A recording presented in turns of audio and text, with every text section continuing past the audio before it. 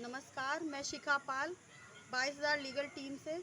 मैं अपने सरकार माननीय योगी जी और अपने साथियों को अवगत कराना चाहती हूँ कि जैसा कि आप सभी को पता होगा, पिछले लगातार लखनऊ का मौसम का हाल आप जानते ही होंगे कि इतनी बारिश हुई यहाँ पर, इतना तूफ़ान आया, उसी में मेरी तबीयत बहुत ज़्यादा ख़राब हो गई थी। 2 दिन 2 रातें भीगने की वजह से मुझे इतना ज़्यादा फ़ीवर हो गया था कि मुझसे 2 दिन से उठा नहीं जा रहा था। आज मैं कुछ थोड़ा सही फील कर रही हूँ, फिर भी आज भी मेरे पूरा ब्लड सर्कुलेशन मेरे शरीर का लगभग जैसे हो रहा है, ख़राब हो रहा है।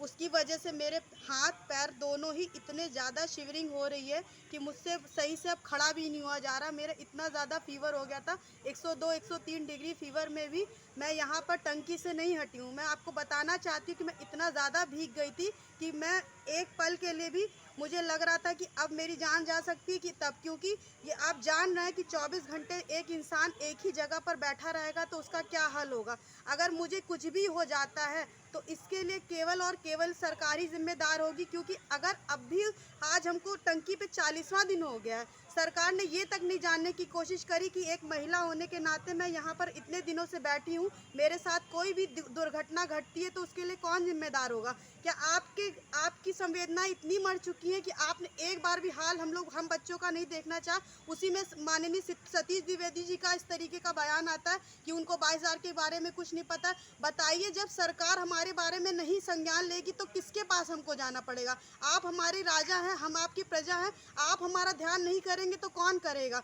मैं इतनी ज़्यादा इस हालत में आज आ गई हूँ। मैं आपको बताना चाहती हूँ कि मुझे इतनी खांसी हो रही थी, सर्दी जुकाम सबसे भी मैं ग्रसित हूँ, फिर भी मैं यहाँ पर सरवाइव कर रही हूँ केवल अपनी जायज़ मांगों के लिए, अपनी संवैधानिक मांगों के लिए। और मैं एक बात बताना चाहती हूँ, आपके द्वारा, सरकार के द्वारा ही, योगी जी और मोदी जी के द्वारा कहा जाता है बेटी बचाओ और बेटी पढ़ाओ। जब इतना पढ़ लिख कर मुझे इस जगह पर धरना ही देना था तो मेरे माँ बाप ने मुझे क्यों पढ़ाया। मेरे माँ बाप ने भी यही सोच के पढ़ाया होगा कि मेरी बेटी पढ़ लिख जाएगी कि तो आत्मनिर्भर बनेगी, बेरोजगारी से अपने को दूर करेगी और अपने सम्मान जी सकेगी। क्या मेरे माँ बाप ने इसीलिए मुझे पढ़ाया था। मैं बस सरकार से एक प्रश्न पूछना चाहती हूँ कि पढ़ लिख कर अगर यही योग्यता इसी तरह लाचार होती रहेगी तो माँ बाप अपनी बेटियों को पढ़ाना बंद कर देंगे। तो मैं माननीय योगी जी से बस इतना कहना चाहती हूँ कि मैं इतना ज़्यादा बीमार हो चुकी हूँ, मुझे कम से कम अब तो इस टंकी से उतरने का वो अवसर दीजिए ताकि मैं अपने घर सकुशल जा सकूँ। मेरी हालत दिन ब दिन बिगड़ती जा रही है।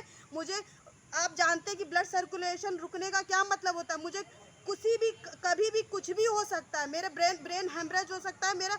मैं बता नहीं सकती मैं कहाँ पर हूँ, मैं बात भी नहीं ठीक से कर पा रही हूँ। तो मैं आपसे कहना चाहती हूँ कम से कम अब तो हमारे बारे में संज्ञान ले लीजिए, हम बच्चों के बारे में, और हमारे 1,37,000 पदों को भरने का कष्ट करें ताकि हम लोग भी यहाँ से सकुशल अपने घरों को जा सकें और अपनी नियुक्ति को ले सकें। धन्यवाद योगी जी।